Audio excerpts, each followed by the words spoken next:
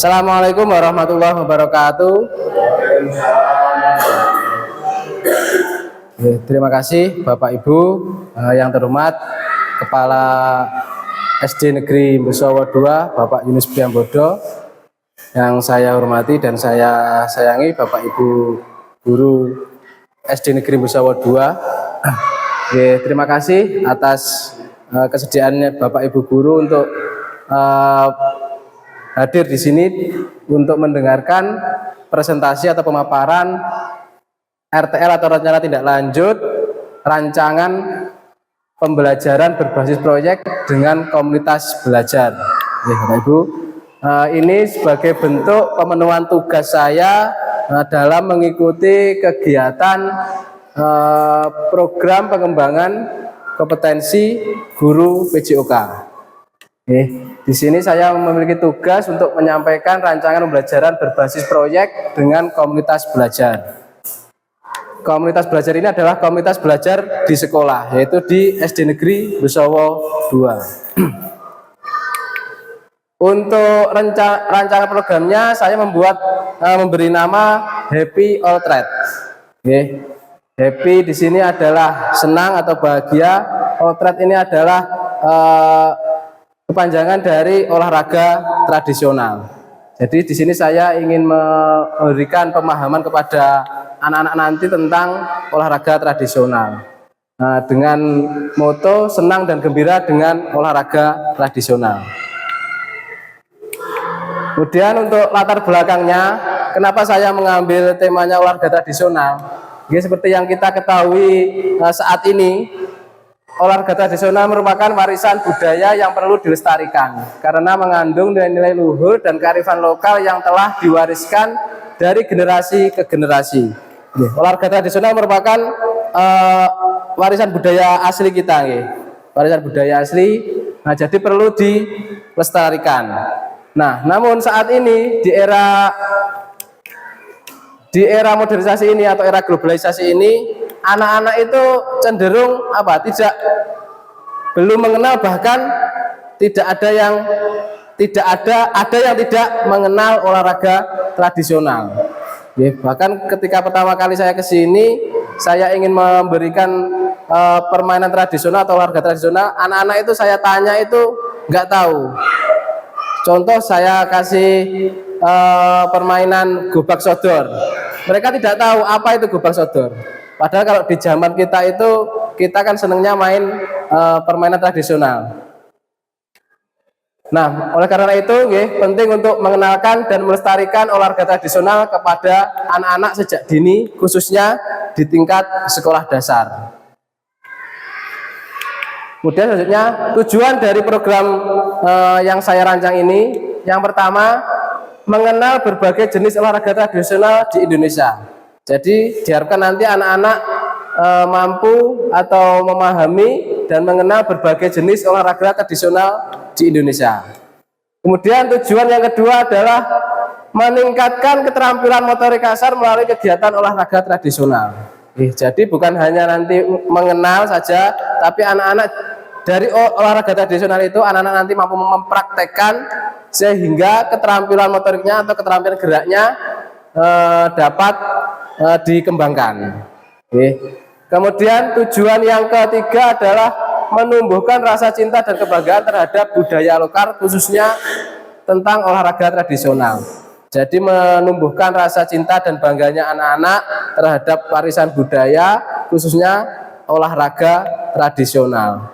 Jadi di sini nanti dengan adanya program ini, anak-anak mampu mengenal, memahami, dan mampu menyenangi olahraga tradisional. Jadi tidak hanya nanti di rumah tidak hanya bermain game, bermain HP, tapi ketika berkumpul dengan teman-temannya mungkin bisa bermain olahraga tradisional.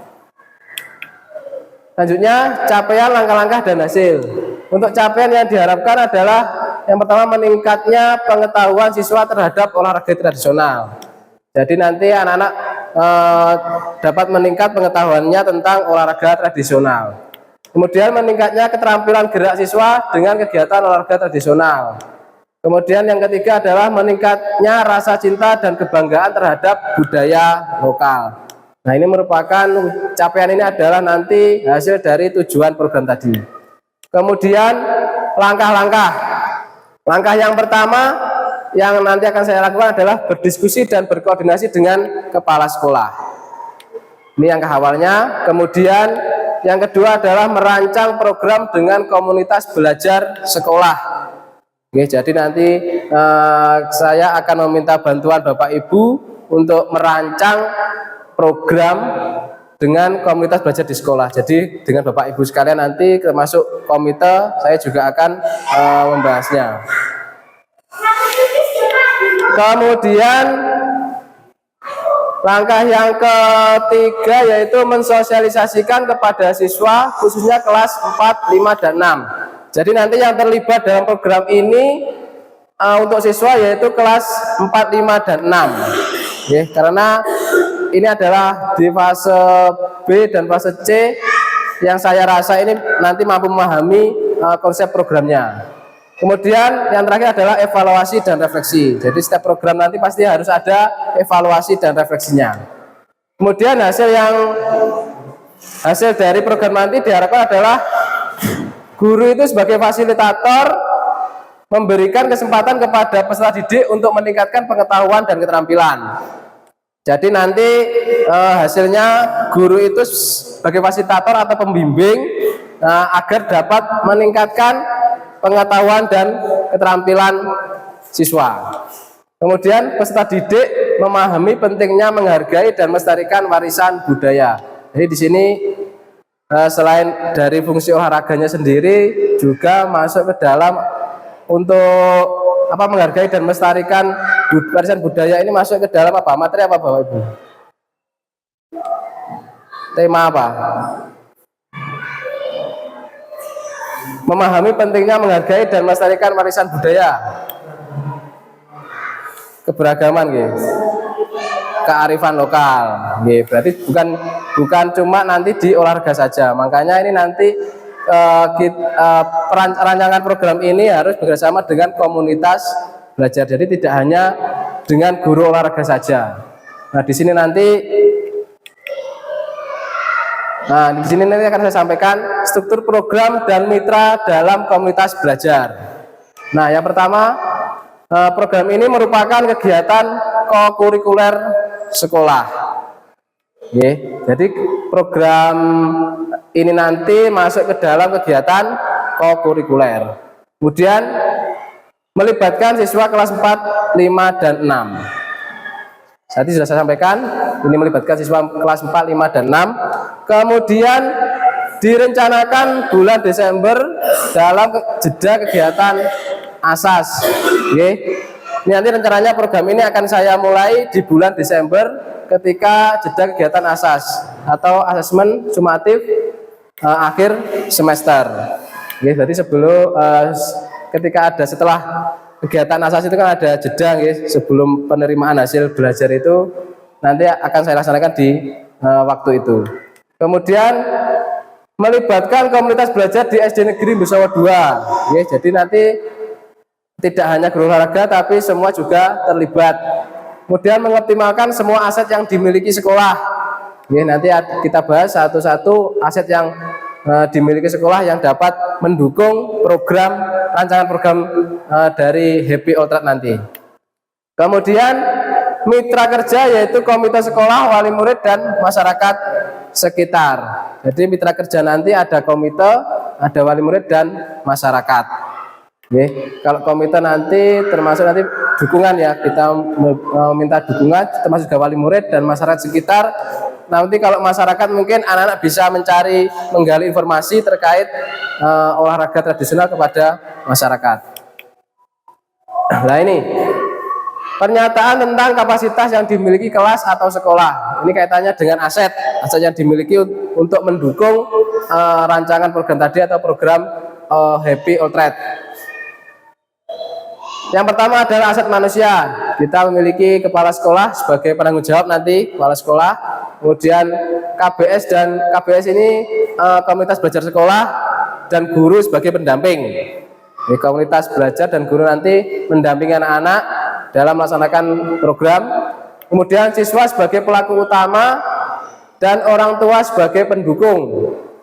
Siswa sebagai pelaku utama, jadi nanti yang menjalankan program adalah siswa atau peserta didik, dan nanti orang tua mendukung. Jadi nanti kan tidak hanya di sekolah saja, mungkin di rumah atau di lingkungan itu nanti anak-anak dapat melaksanakan program itu. Kemudian aset finansial sangat jelas sekali, guys. Setiap program itu harus ada pendukungnya finansial. Jadi di sini nanti ada dana BUSP sebagai pendukung dalam pelaksanaan program.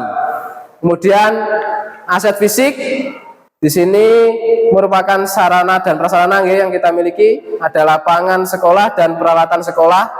Ini terutamanya peralatan olahraga, nanti juga termasuk peralatan TIK.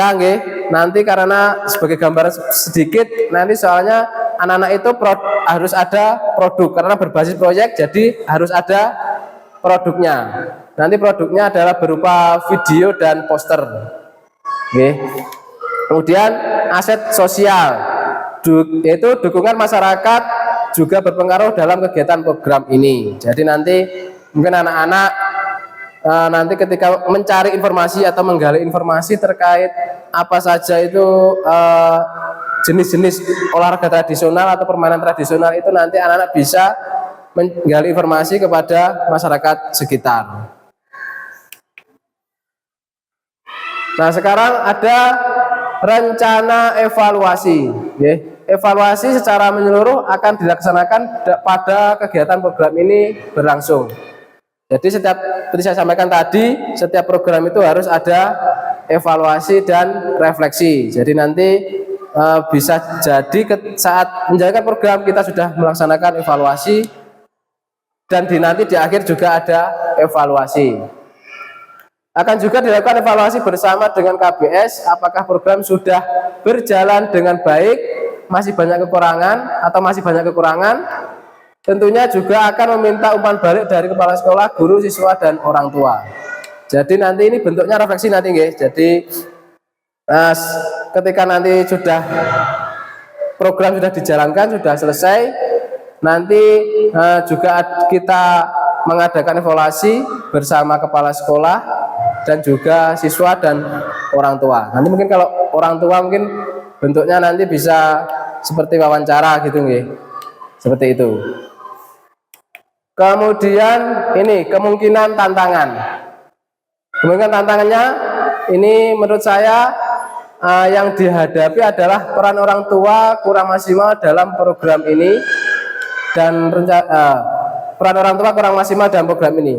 Seperti kita ketahui, mayoritas orang tua murid di SD Negeri Boso 2 ini adalah pekerja, baik itu bapaknya atau ibunya itu adalah pekerja. Jadi mungkin nanti kurang maksimal dalam mendukung dari kegiatannya siswa.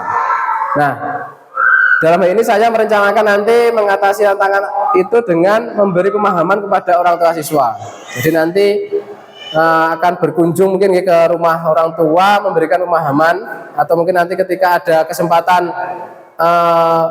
ada rapat wali murid, nanti kita sampaikan sedikit terkait dengan program ini agar nanti orang tua siswa itu memberikan dukungan penuh demi tercapainya atau terlaksananya program ini dengan baik.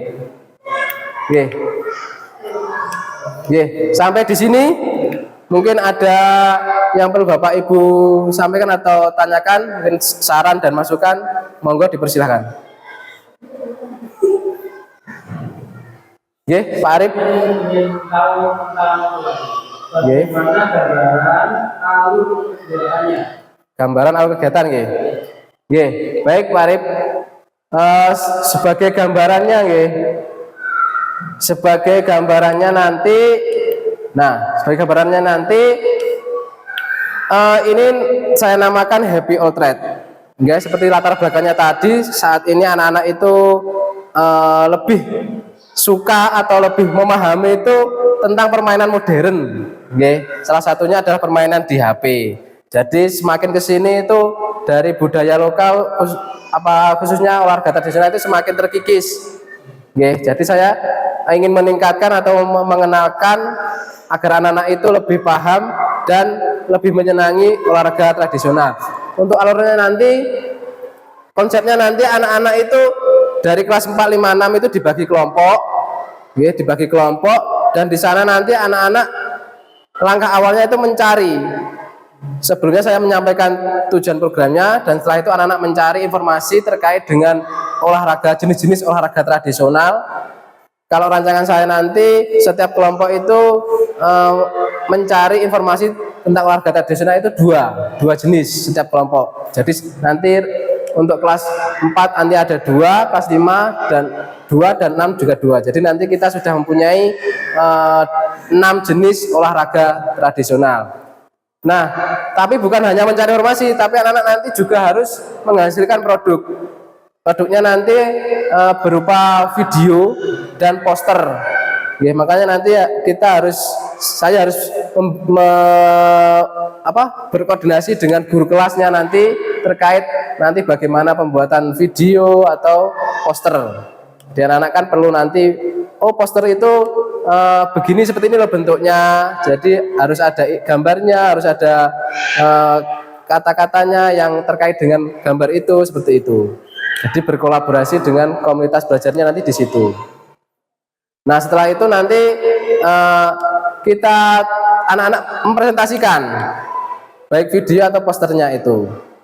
Jadi nanti waktu presentasinya nanti bisa di seluruh siswa dari kelas 1 sampai kelas 6. Jadi semua nanti mengetahui. Nah, bisa jadi nanti ini kalau sudah terkumpul jenis-jenis olahraga tradisionalnya, nanti kan kita bisa menggunakannya ketika ada kegiatan. Oke, jadi anak-anak sudah paham, kita tinggal menyampaikan mana yang kemungkinan bisa dilaksanakan olahraga tradisional itu dari kelas 1 sampai kelas 6. Oke, mungkin itu Pak Arif sekilas gambarannya. Dan nanti selanjutnya kita koordinasi lagi terkait rancangan program ini agar nanti waktu pelaksanaan dapat berjalan dengan lancar. Oke. Ada lagi? Cukup nggih? Oke, cukup. Baik. Saya rasa itu yang dapat saya sampaikan terkait dengan rancangan program berbasis proyek dengan komunitas belajar sekolah. Mudah-mudahan nanti program ini dapat berjalan. Nanti saya minta bantuan Bapak Ibu sekalian untuk berkoordinasi, juga ikut merancang bagaimana agar program ini dapat berjalan dengan lancar. Tentunya saya juga tidak lupa juga nanti berkoordinasi dengan kepala sekolah agar dapat mengkoordinasikan dengan semua pihak-pihak yang harus terlibat dalam rancangan program ini. Oke. Dari saya cukup sekian. Saya akhiri. Terima kasih. Wassalamualaikum warahmatullahi wabarakatuh.